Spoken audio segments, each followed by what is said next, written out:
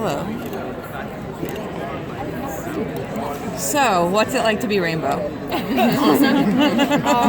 In real life, it's crazy because I'm just covered in tracking nuts the whole time. So it looks like I have like a weird version of the chicken pox, but then it ends up looking great on TV. So cool.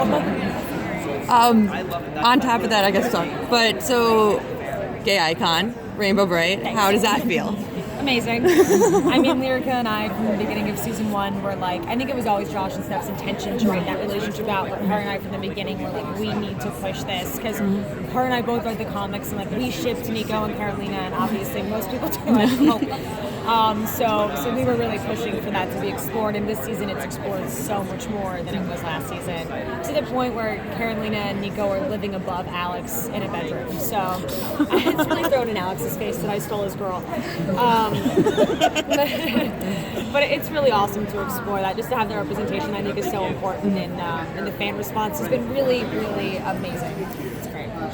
Another big part of Carolina's journey in season 1 was discovering her identity. How does that kind of play, not just sexual, but also being an alien? Yeah. How does that play into season 2? Well, season 1, she was definitely like afraid to embrace all of those things, and in season 2, she stops caring about that. I think they're living on their own now. They're not worried about living up to any expectation their parents may have placed on them. So this season, they're just fully embracing everything about themselves. There's even a line that Carolina has this year where she says, I'm tired of being afraid of my powers, afraid of like people labeling me as different because of like my family background.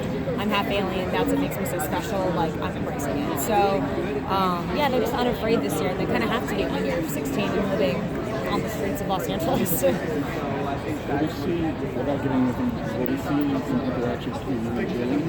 Yeah. That relationship is explored more this season as well. I think a lot of the questions that were posed in season 1 are answered this year, and a lot of those relationships are fully explored. You had a pretty big October with the release of Halloween Yeah. this month. Was there something that you learned kind of on the set of Halloween that you were able to bring to Runaways on set? I didn't learn anything from Halloween other than I'm really afraid of my own closet now. Which if you watch the trailer, you'll get. Yeah, that one was really fun, but I will say I left a little bit traumatizing to like, where to this day, if I'm in bed and my closet is like a little bit open, I'm like, I gotta go check that. So I'll go in and I'll check it, but I'm afraid to open it because that's how he gets me in the movies. So I open it and I just like put my hand in it and I touch everything to make sure Michael Myers isn't in my closet. But that one's good. I'm excited for that. What's it like to be a part of the two major franchises, the Marvel Universe and Halloween? What's it like, how's your year been managing those two franchises? It's been a really amazing year, and the fact that it's all kind of happening at the same time has been really amazing. And I think Halloween is such an iconic franchise to be a part of, and not only to be a part of that franchise, but to be a part of a really great film within that franchise, and to work with like David, who is a huge fan of the movie, and I think really did the movie justice, is really cool. Did you get any tips from like Jamie Lee Curtis or Jane Calvert? Jamie Lee is just a badass. Like, she's just like a badass woman and is so badass in that movie. She's just like such a force to have on set, and to be working with someone that's like so iconic and knows that character so well. She's awesome. So the other Runaways don't necessarily have anything that they need from their parents at this point, but with Carolina, with her just finding out about her background, she kind of needs that. Will we see her struggle with not wanting to be involved with her parents, but also kind of needing to? Yeah, she's kind of sneaking around a little bit to try to develop that relationship with her dad without the other Runaways knowing, but I do think she gets a little bit isolated this season because she's the only one that still needs that relationship, and it's very easy for all of them to label Jonah as evil, but for Carolina, that's her dad, and she needs to learn where she came from him. So I don't think it's as easy for her to just label him as evil and walk away. So this season, she definitely has a little bit of a push-pull between, what her relationship with her dad is going to be. Obviously, Carolina has a relationship with Nico, but is there anyone else on the team that we'll see her grow close with this season? I think there's always a little bit of a special bond between her and Molly, because Molly is the only other person that has those kind of powers within her, like in her DNA. So I think there's always a little bit of a special bond there. But then on top of that, all of the Runaways this year are really close. I feel like we were all 6 of us, because last season there was a lot of us with our parents. This season it's a lot of us together in the same place.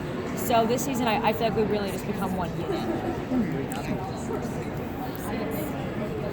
now that your characters are kind of like all like living together in this kind of intense like space, like how is the group dynamic now that you're all together kind of in this intense scenario? It's a family, so there's fights and there's a lot of disagreements and but a lot of love also. I think what separates our show from a lot of other Marvel shows in particular is that it's not just action. There's actually a lot of like, it feels like a family show. It feels like a teen drama still. So you get a lot of like really heartwarming episodes this year as well, not just action episodes. You do see like the family that we're trying to grow between the six of us. So in the first episode of the season, one of the scenes that I loved the most is when they had to go to, I guess, a soup kitchen type thing, and you kind of got to see the reality of being runaways. And did that kind of help set the tone for the season of not just being like these kids that have powers, but like actually having to live on their own and seeing what poverty was like in Los Angeles? Yeah, absolutely. And I think the way that the show was shot this season, you see a lot more of that in Los Angeles also. It's not, last season was mansions in Brentwood. This season it's like soup kitchens and Griffith Park and, you know, downtown LA. And it feels grittier. It feels like we're seeing more of that reality. And I also think, you know, it's still a TV show, so there's hair and makeup involved, but I think it's less glam than it was last year. This season, it definitely is more. We're on the streets, we're surviving. It feels gritty, and it feels like we're trying to find our footing within that new circumstance. With Carolina getting, you know, used to these powers, will we see them grow throughout the season? Yeah. Like I said, there's so much more flying this season than there was last season, and glowing, and everyone is kind of honing in on their powers and finding out what they're actually capable of. For Carolina especially, she has a full arc this season of discovering what she can do. And there's episode, I think it's like 212, where she figures out the full extent of her powers and what she's capable of. And I don't think she's still even like maxed out on what she can do, but she's definitely really growing and learning how to use what she was born with. Is she rainbow every time she uses her powers? It depends on what. If she's just going like this, like the hand will be rainbow, but sometimes she'll like do one of these things and it's like full body rainbow. Honestly, I think it depends on how much money is in the budget. Okay. That's what happens. Has it been more like stunt coordination this season? Yeah. Like buying from that? Huge. Last season we never even fully had a stunt rehearsal because we didn't ever really need them. It wasn't that involved. And this season we had so many stunt rehearsals. We were all pretty beat up after 2 action sequences. So it's it's last season on steroids for sure.